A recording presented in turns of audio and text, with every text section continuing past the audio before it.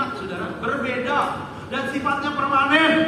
Berbeda. Makanya Yesus pernah bilang, Yohanes 14 ayat 27, damai sejahteraku yang kuberikan kepadamu tidak seperti yang diberikan oleh dunia. Iya, damai sejahteraku tidak akan membawamu kepada ketakutan, kecemasan, kegentaran. Bulan November ini saya doa saudara happy. Amin. Saudara sukacita, saudara bahagia karena kekayaan kemuliaan Tuhan ada dalam Anda dan saya. Kita bicara kekayaan dulu. Next. Kalau kita bicara kekayaan dalam bahasa aslinya sudah boleh cek. Artinya yaitu berbicara mengenai kesehatan, pemeliharaan, bahkan kelimpahan yang akan dialami ketika kita hidup dalam Kristus. Ini bicara berkat jasmani. Jasmani. Mohon maaf saudara. Ya kita nggak boleh ya salah arti, salah pikiran. Ada orang yang bilang, Pak, kalau hidup dalam Kristus kan pikul salib, Pak. Hidup dalam Kristus kan menderita, Pak. Yang penting kan surga, Pak. Bumi susah, sengsara, menderita nggak apa-apa. Kan ada lagunya. Meskipun saya susah menderita dalam dunia. Yang bahaya itu, bahaya sekali itu saudara. Bisa membuat orang termehek-mehek itu saudara. Iya kan? Iya kan? Ada orang bilang begitu kan? Yesus pernah bilang, biarlah kehendakmu terjadi ya Bapa di bumi seperti di.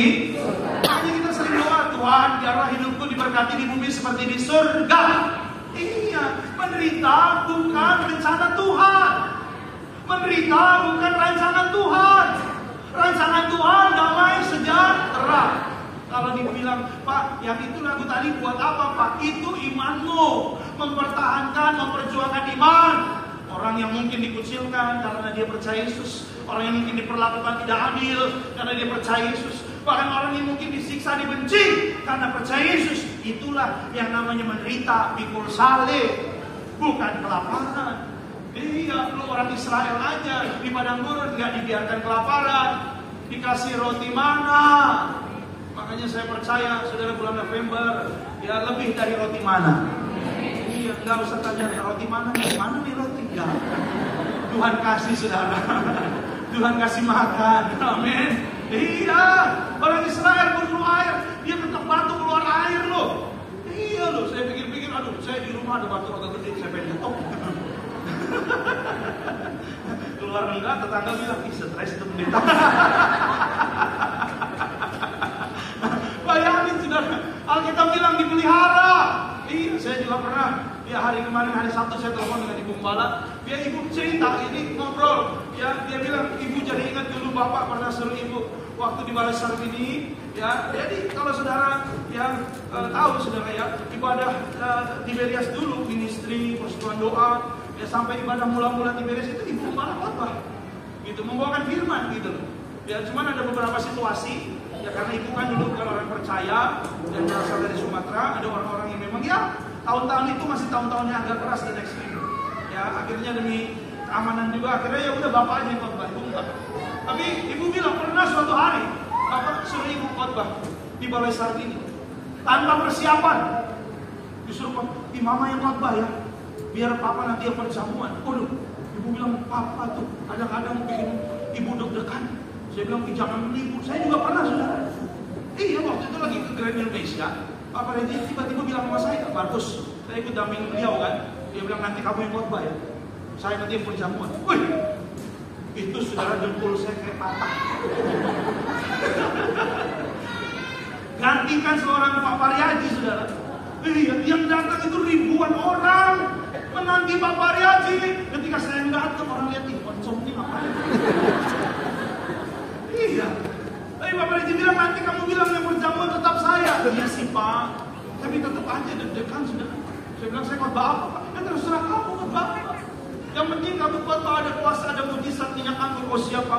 Sampai mimbar orang-orang lihat saya luar biasa. Urapan Tuhan turun mimbar sampai bergetar. Itu grogi sudah.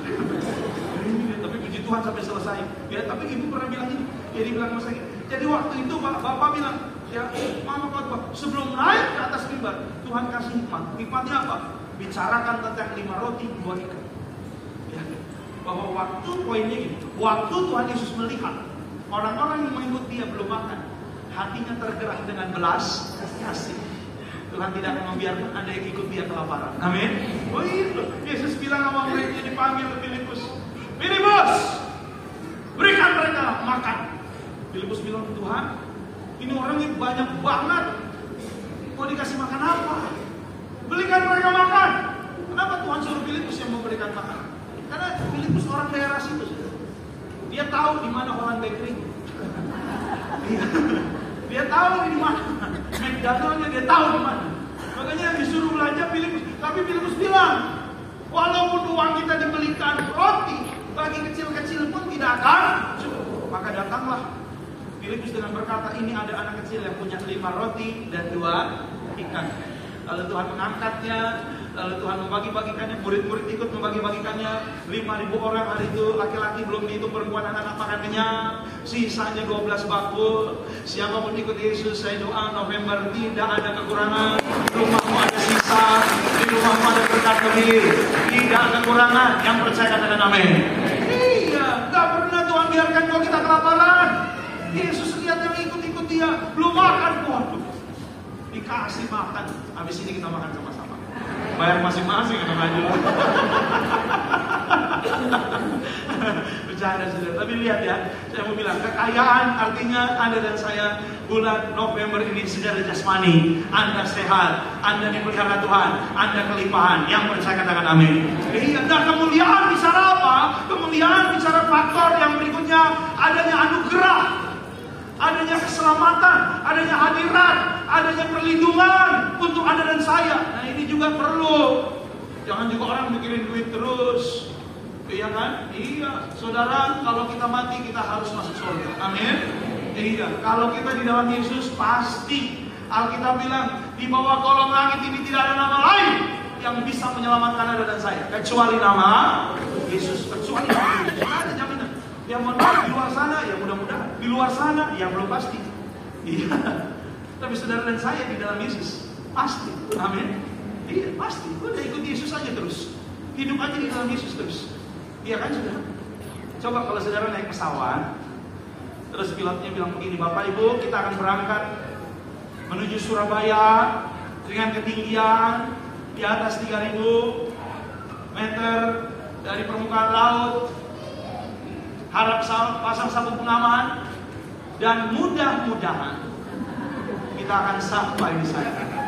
Tidak dijamin Bapak Ibu, tetap semangat. Kalau saya turun sudah. Dia mendingan maaf ya Pak. Saya pernah ke Batam tuh sudah lihat. Wah benar. Tapi kalau pilot ngomong itu kadang-kadang benar.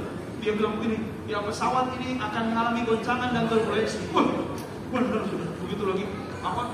Mungkin itu di laut kali. Kalau saya lihat itu ya laut gitu sudah. Wah itu ada angin kencang. Bus. Ya pesawat begitu sudah. Wah ini jantung kayak naik turun. Nah itu tuh kayak gitu tuh. Itu kelihatan tuh agamanya masing-masing juga. Kelihatan agamanya masing-masing. Iya kelihatan tuh. Iya. Iya kan? Iya. Ada di sebelah saya bilang Yesus, Yesus, Yesus, Yesus, Yesus, Yesus, Yesus, Yesus. Oh ini orang Kristen lagi ketakutan. Iya. Iya yang di belakang saya Bismillah, Bismillah. Oh ada yang sembahyang ya. Ada ibu-ibu sebelah saya juga itu lebih ngeri lagi. Ya. Gitu loh. Tapi yang saya bingung ada belakang saya. Ayam. Ini agamanya apa? Ini kan, saudara ya. Jadi sini susah ditemukan. Ayam. Gimana mau selamat ini? Sebelah saya ibu-ibu mukanya udah gak karuan. Saya bukan takut turbulensi, saya takut lihat muka ibu itu sudah. Saya bilang, Ibu kenapa Bu? Kok Bapak gak takut sih Pak? Saya percaya pasti sampai ya Pak. Iya, sampai Batam di antara 2 sampai Batam ke surga. Iya. Kalau nggak pasti, jangan usah. Tapi kalau di dalam Yesus pasti. Bilang sama saya pasti. Iya. Engkau mendapatkan anugerah. Asal engkau tetap di dalam Yesus aja. Udah, kalau kita bilang pasti selamat kok. Makanya gini loh, saya pernah waktu itu lagi ngopi, saudara, ya, Pak Reji bilang sama saya gini, Markus, paling enak tinggal dalam Yesus. Ayatnya Pak coba tampilkan. Yuk kita baca sama-sama. 2, 3, iya. Jikalau kamu tinggal dan firmanku tinggal, mintalah apa yang kamu kehendaki dan kamu akan apa? Enak gak? Kalau kamu tinggal dalam aku, firman-Ku tinggal dalam kamu, mintalah apa saja. Aduh, iya. Saya kalau ngomong sama anak saya, minta apa saja, udah pasti habis dari itu kering dompet saya.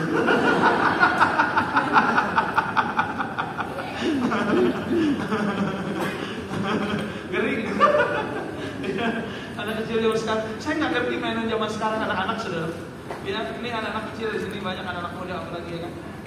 Ya, jadi itu ada blind box. Blind box itu jadi kita beli, kita nggak tahu isinya yang mana dia. Tapi kalau kita punya secret, itu kita bagus jadi. Artinya kita lagi beruntung jadi. Oh gitu ya. Jadi beli, kita harus pilih dapat yang secret jadi. Pasti itu kita lagi beruntung. Nah, ini kan pendeta tadi beruntung. Berarti dulu pakai minyak ini supaya dapat yang bagus. Iya, sampai saya hantar ke tempatnya, saudara. Udah jalan ke di mall di Semarang, saudara. Lihat yang mana nih? Oh, yang ini. Iya. Nah, pilih ini. Ada 10. Nah, kita harus pilih nih, yang mana yang tepat. Saya lihat harganya satunya, hampir 400.000. Saya bilang mahal juga lumayan ya. Iya, walaupun kita belum tahu isinya, tapi udah mahal. Inilah jadi permainan zaman sekarang. Oh iya, dulu kan kita main apa? Gundu, saudara. Iya kan? 2 masuk got, ikhlas. Iya kan? 3 masuk got juga ikhlas. Paling satunya cuma 50 perak. Ini harganya mahal juga ya. Saya bilang, iya jadi. Ini dia dilihat ini. Ini ada 10. Kalau kita dapat ini yang beruntung ini. Dia berdua sama kakaknya. Ayo deh, kita pilih deh. Kak, yang ini aja Kak. Apa yang ini ya Kak? Yang ini aja. Yang ini aja Kak. Yang ini aja Kak. Oh, dalam hati saya Tuhan. Ya, jadi tadi kan bilang minta apa saja dikasih kan ya. Ya udah saya bilang Kak, ya ayo dia bisik-bisikkan berdua. Ternyata ini adalah konspirasi. Setelah itu dia bilang jadi daripada kita ya nggak pasti jadi, mendingan kita beli aja 10 ini.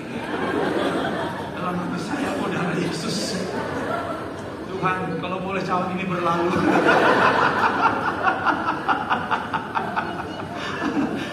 Saya bilang nanti gak seru. Kalau beli 10 udah pasti dapat yang pas. Dia bilang ini memang bisa aja. Tapi yang saya mau bilang sama saudara, kalau kita dengar Alkitab ayat ini bukan dari saya, ini dari Tuhan. Tuhan bilang, kalau kamu tinggal dalam aku, minta apa saja. Oh aku, saudara, saya percaya ya kalau Anda jaga posisimu hidup di dalam Tuhan. November ini, awal November, hari ini di gereja ini, apa yang mau minta doakan, Tuhan siapkan untuk Anda. Dan Tuhan akan curahkan, Tuhan akan kasih untuk Anda. Yang percaya kasih tepuk tangan yang paling mulia buat Tuhan. Saya bilang sama saudara bahwa permintaan kita dalam Tuhan tidak akan sia-sia. Amin. Kemarin saya ibadah di kota wisata di Gospel Cibubur. Hati saya happy. Kenapa happy Pak? Ya, kenapa happy Bu? Karena ada satu hal ya, yang saya lihat kuasa Tuhan dinyatakan. Ada seorang ibu, dia datang dengan 2 orang anaknya. Seorang ibu datang dengan 2 orang anaknya. Loh, kenapa lihat itu happy Pak? Karena 2 orang anaknya sudah lama terhilang. Saya sering doain ibu ini, WA, telepon, kadang ketemu cuma 1 doanya, Pak, 2 anak saya, yang 1 udah nyebrang. Tahu nyebrang kan? Tahu dong. Tuh KNM nyebrang. Ya, yang 1 udah nyebrang, yang 1 lagi Pak, nggak mau ke gereja, hatinya keras. Kalau saya ajak dia bilang, Mama, buat apa sih ke gereja? Nanti aja Natal, nanti aja tahun baru, nanti aja mah kalau lagi Paskah, udah nggak usah ajak-ajak adik ke gereja. 2 orang anak. Tapi kemarin waktu ibadah, saya happy, kaget saya lihat 2 anaknya hadir. Ibunya sambil ibadah terus menangis. Dan sampai akhirnya dibilang, Pak, 2 anak saya hilang telah kembali. Sesuai doa saya, apa yang saya minta, Tuhan kasih. Apapun yang kau minta hari ini, yang bagi orang mustahil, tidak mustahil bagi Tuhan. Yang percaya katakan amin. Makanya hiduplah dalam Tuhan ini. Lihat ibu ini hebat. Dia jaga hidupnya. Dia tetap berharap. Dia tetap percaya. 2 tahun loh, enggak gampang berjuang. Iya loh. Ada orang-orang yang belum setahun aja udah nyerah. Tapi lihat, kalau engkau di dalam Tuhan, apa yang kamu minta, Tuhan sediakan. Nah, kita perhatikan cara kita hidup. Yang pertama, next, kita lihat dulu, sikap apa yang harus kita ambil. Kalau kita bilang, oh enak ya Pak dalam Kristus, yes. Enak ya Pak dalam Kristus, yes. Tapi saudara harus tahu, bahwa di dalam Kristus, Anda dan saya ada 2 hal yang harus kita perhatikan. Yang pertama, orang-orang yang memilih hidup dalam Kristus, harus memiliki hidup yang baru. Hidup bagi Tuhan dan mati bagi dosa. Hidup bagi Tuhan dan mati bagi dosa. Ayatnya boleh tampilkan Pak. Yuk perhatikan baik-baik. Tidak bisa ditawar. Yuk baca 2, 3. Ya. Karena kita tahu bahwa Kristus sesudah ia bangkit dari antara orang mati tidak mati lagi. Mau tidak apa? Mau tidak berkuasa lagi atas dia. Ayat 10-nya Pak, coba tampilkan. Sebab kematiannya adalah kematian terhadap dosa, satu kali dan untuk selama-lamanya. Dan kehidupannya adalah kehidupan bagi siapa? Allah. Ayat 11-nya Pak, yuk kita baca. Demikianlah hendaknya kamu memandangnya, bahwa kamu telah mati bagi dosa, tetapi kamu hidup bagi siapa? Di dalam siapa? Tuh, Alkitab bilang. Ayat 12-nya, yuk. Sebab itu hendaklah dosa jangan berkuasa lagi di dalam tubuhmu yang fana, supaya kamu jangan lagi menuruti apa? Tuh, orang yang mau hidup dalam Kristus, mohon maaf, harus memang ini yang saya sampaikan. Karena nggak bisa setengah-setengah, nggak bisa 50-50, saudara. Ya, satu kaki mau di dunia, satu kaki ikut Yesus, ya nggak bisa. Ya, saudara harus sadar bahwa kalau kita mau tinggal dalam Yesus, menerima kekayaan, menerima kemuliaan, menerima berkat jasmani rohani itu, adalah saya harus pilih. Hari ini harus hidup mengambil keputusan. Ku telah mati dan tinggalkan cara hidupku yang lama. Semuanya sia-sia dan tak berarti lagi. Hidup ini ku letakkan pada mesbah-Mu ya Tuhan. Jadilah padaku seperti yang Kau. Kadang orang mau berkat, kadang orang mau kekayaan kemuliaan, tapi pertobatannya mati bagi dosanya dia nggak mau. Gak bisa, maaf, saudara. Keras banget ya Pak. Lah memang ini perjanjiannya. Makanya Alkitab itu sekali lagi disebut perjanjian lama, perjanjian baru. Bilang sama saya perjanjian. Perjanjian ada dua belah pihak antara kita dan Tuhan. Gak bisa satu pihak. Makanya Tuhan mau Anda dan saya, ayo kita sanggupi apa syaratnya Tuhan. Makanya Pak Pariaji visi-visi Tiberias tegas mempersiapkan jemaat yang kudus, misionaris siap ke surga. Lihat berkat yang ditampilkan di sana. Kudus, misionaris, artinya apa? Jadi berkat. Bilang sama saya, jadi berkat. Orang kalau nggak diberkati nggak mungkin jadi berkat. Betul? Yes. Makanya kalau bicara kudus, udah pasti hidup kita diberkati. Makanya Yesaya 59 berkata, bukan kurang panjang tangan Tuhan menolong, bukan kurang tajam telinganya pendengar. Yang menjadi pemisah adalah dosa. Ada orang bilang sama saya, Pak, saya berdoa loh Pak. Ada anak muda saudara, saya layani di Puri Indah. Tiap hari Minggu, Pak doain biar sukses Pak. Ya, Tuhan berkati kamu sukses berhasil ya. Diberkati Tuhan, diurapi Tuhan. Dalam nama Tuhan Yesus.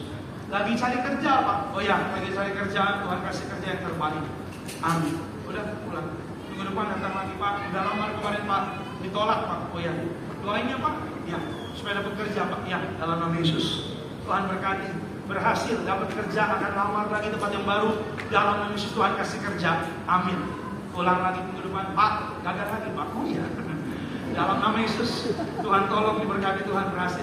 Minggu depan datang lagi, saya bilang, kerja kan? Ya, Tuhan tolong, Tuhan berkati. Iya sudah. Sampai dia bilang sama saya, Pak, kok saya didoain Bapak gagal terus ya? Dalam hati saya kurang asem belum. Kurang ajar, kurang niatan ya. Dalam hati saya agak gerget-gerget juga saudara. Tapi kan gak enak denger yang lain Tuhan. Yang terakhir saya coba juga Tuhan, tolong Tuhan. Kali ini bukan hanya tolong dia, tolong saya juga.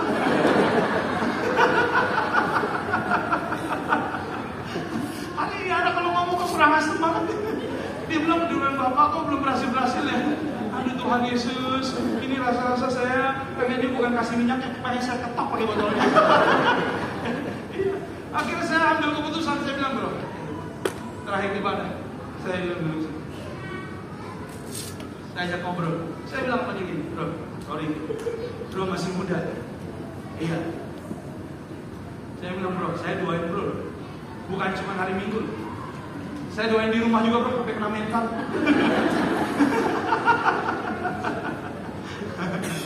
Bro, maaf ya saya bilang, bukan kurang panjang tangan Tuhan menolong. Saya bukan nuduh bro, Bukan kurang tajam telinganya mendengar. Ada trouble nggak sih? Nangis dia. Saya nggak bisa lepas dari roh percabulan, Pak. Roh perzinahan, Pak. Saya sering prostitusi, Pak. Pengen saya berdiri, saya tendang. Udah lu yang salah. Lu bilang gua lagi. Saya nggak bisa lepas, Pak. Iya, makanya Pak kemarin kerjaan yang lama itu, Pak. Uang saya habisin, Pak, untuk prostitusi. Dia bilang, kamu yang tuh gua gampar juga gitu. Saya bilang, tobat bro. Iya. Dia kasih saya handphonenya. Waduh, isinya saudara porno semua. Iya. Ini Pak, gak usah kasih lihat, enak aja. Kasih lihat lagi. Dikasih lihat saya, wah jangan, saya bilang bahaya nih. Kita di sini kontol-kontol. Iya. Abos, dia bilang. Ya, ayo kita ambil tindakan di mana? Oh iya Pak, iya Pak. Abos. Ini downloadnya mahal Pak, gua gampar lo ya. Abos lo, mau mati lo kan? Kalau cuma gak ada bekerja masih mending lo. Kalau nanti lo Tuhan datang, ya kan? Lagi jinak sabun mau diangkat gitu, enak aja, nggak bisa. Ya, iya Pak ya, udah habis. Nangis dia bertobat. Saya doa, Tuhan tolong kasih dia. Sekarang dia udah bertobat. Awas lo ya. Kita pikir bertobat butuh proses Pak. Gue gampang. Kalau itu nggak usah pakai proses, udah langsung aja lo tinggalin. Iya kan? Butuh proses, bilang aja mau download lagi.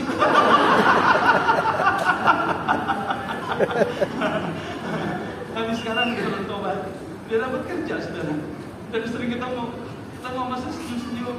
Dia bilang handphone bersih banget. Bagi Tuhan tidak ada yang mustahil. Karena kita hanya nggak mau berubah. Tuhan udah siapin di bulan November berkat, udah disiapin ada.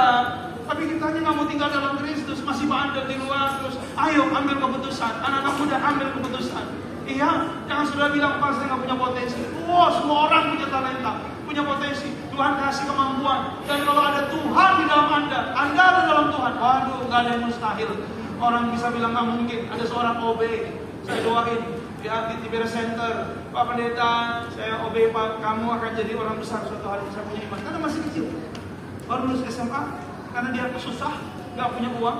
Ya, dan gak ada kerjaan, dia harus kasih papanya makan, papanya sakit, dia minta doa, sampai papanya meninggal, mamanya sakit, minta doa. Saya tergerak hati saya bilang, hidup yang benar bro, iya Pak, hidup yang bagus bro, iya Pak, jangan dosa ya, iya Pak, jadi orang besar kamu, suatu hari kamu jadi manajer, amin Pak, sampai dia nanya, manajer di mana ya?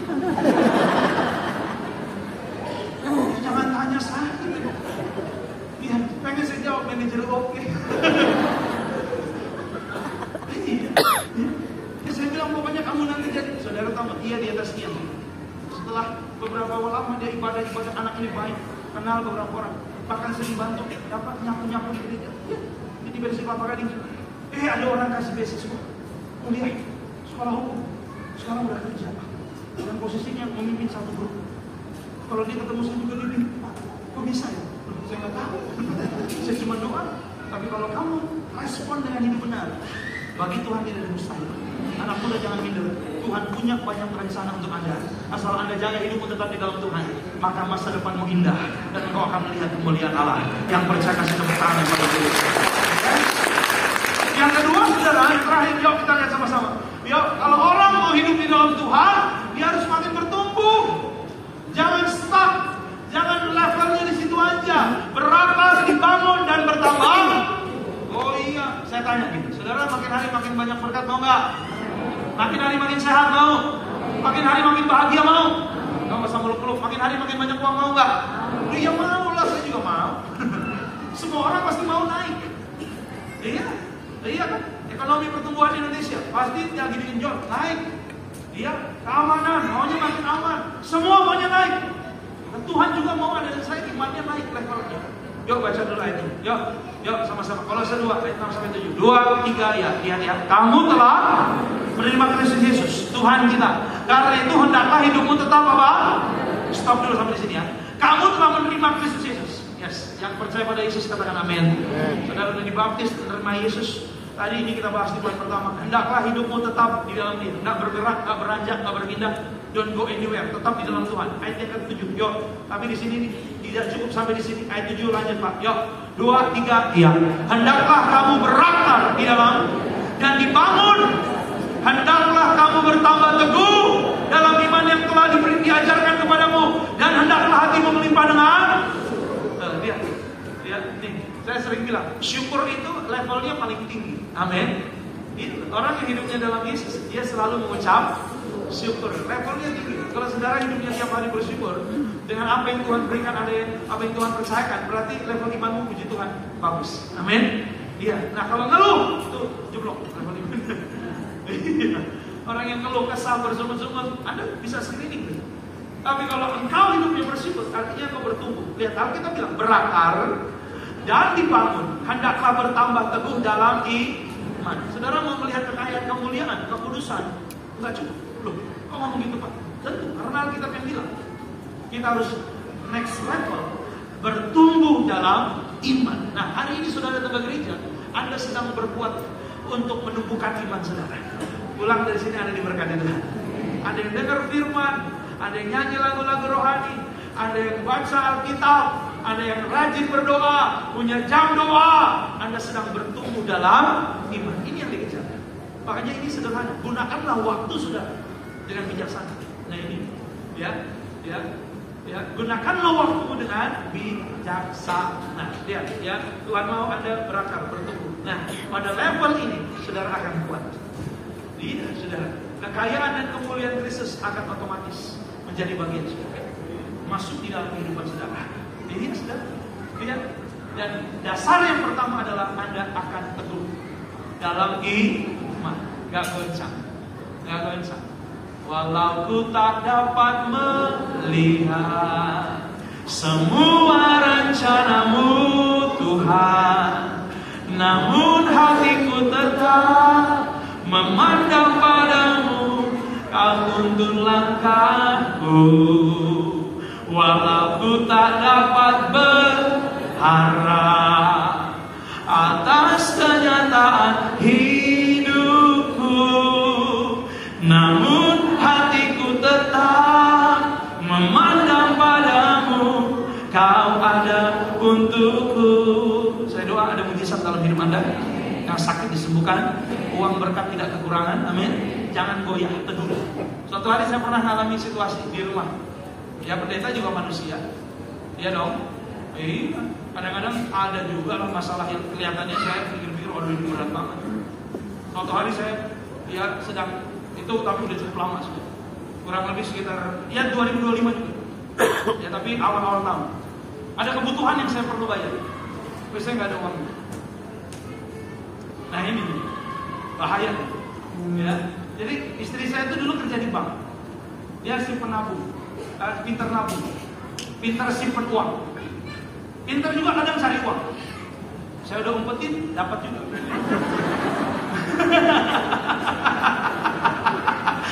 Bercanda. Ibu ya, ibu harus pintar cari uang bapak ya.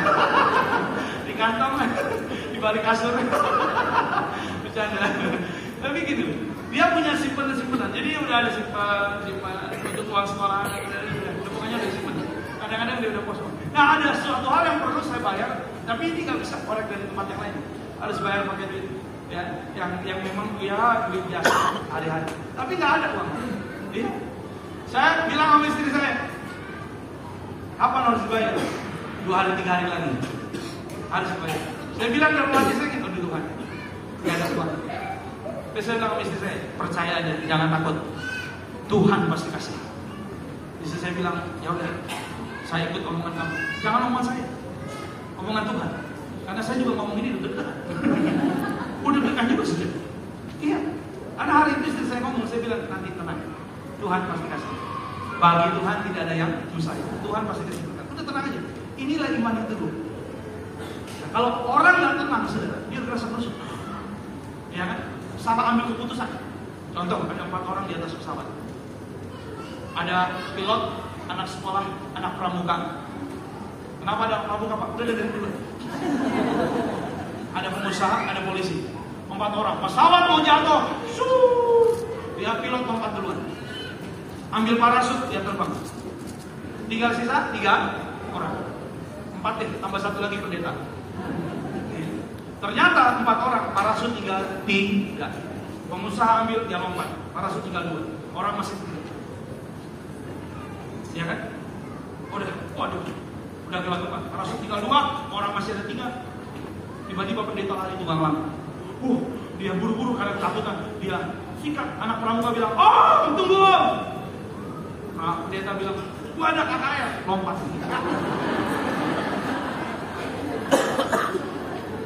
Parasut sisa 1. Polisi bilang, "Dek, kamu yang lompat pakai parasut biar saya mati." Dia bilang, "Enggak om, tadi saya teriak-teriak itu pendeta, dia ambil tas pramuka saya om." Matilah pendeta itu. Kalau pendeta mati senang amat ketawanya ya. Orang kalau dia ketakutan ambil keputusan itu salah kadang-kadang. Saya bilang sama istri saya, tenang. Istri saya udah bilang ini, apa kita pinjemin? Oh tenang, stop dulu. Apa kita kasih? Udah tenang aja. Kita doa Tuhan yang kasih. Hari itu saya pelayanan, dan lucunya saya pelayanan ke sebuah rumah di mana orang ini lagi susah. Orang ini bangkrut, mau pindah ke luar negeri karena di sana ada saudaranya yang akan nanggung dia. Jadi dia minta tolong doa. Waktu saya datang, pertama kali dia bilang, "Pak, kami butuh uang sebenarnya." Saya pengen bilang, "Saya juga."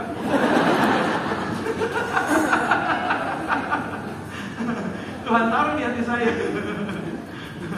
Ada banyak. Ini saya layani 2-3 orang, bukan 1 orang ini. Tapi dia bilang, "Pak, ada keluarga saya di luar negeri, di Eropa. Ya, dia minta saya datang ke sana di Jerman supaya saya ikut sama dia aja." Oh ya udah, saya bilang, ya udah, yuk kita doa. Saya doain keluarga itu. Setelah saya doa, salah satu keluarganya ada yang ngasih uang. "Pak, ini buat bapak." "Gak usah," saya bilang. "Kamu lagi perlu uang, ngapain kasih saya uang? Walaupun saya lagi perlu uang." Gak usah lah. Dia bilang, "Udah, tenang aja." Dia, "Jangan gitu Pak, udah, kamu yang jangan gitu. Jangan lupa dari Jerman oleh-oleh." Bercanda.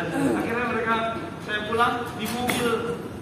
Ada orang yang telepon saya, teman baik saya. Teman lama, tapi teman baik. Sampai sekarang masih temenan. Dia telepon saya. Dan beberapa waktu yang lalu dia pernah pinjam uang mas. Jadi waktu saya angkat, saya agak deg-degan. Takut dia minjem lagi.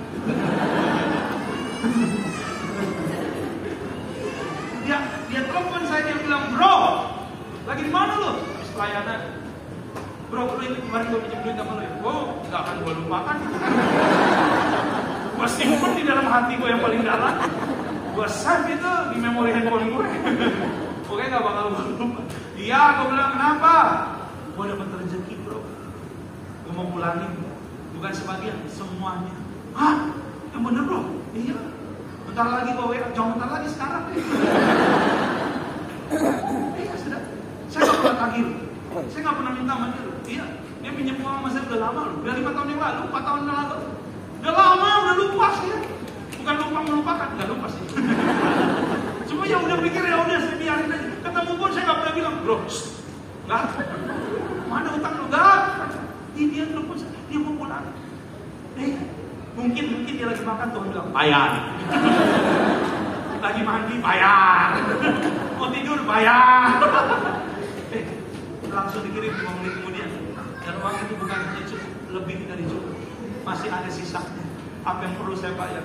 Pulang, istri saya nangis bilang, "Kok Tuhan gitu banget?" Iya, Tuhan memang gitu banget. Kalau kita di dalam Dia tidak akan pernah membiarkan Anda dan saya terlepas. Teguh saja imanmu, percaya saja hari ini. Mungkin kelihatannya nggak mungkin, tapi bagi Tuhan tidak ada yang mustahil. Tetap di dalam Tuhan, kekayaan, kemuliaan Kristus menjadi bagian Anda. Yang keras kasih tepuk tangan buat Tuhan itu. Mari kita berdoa. Tuhan baik, Tuhan tidak pernah tinggalkan kami, dan betapa hati kami bersyukur.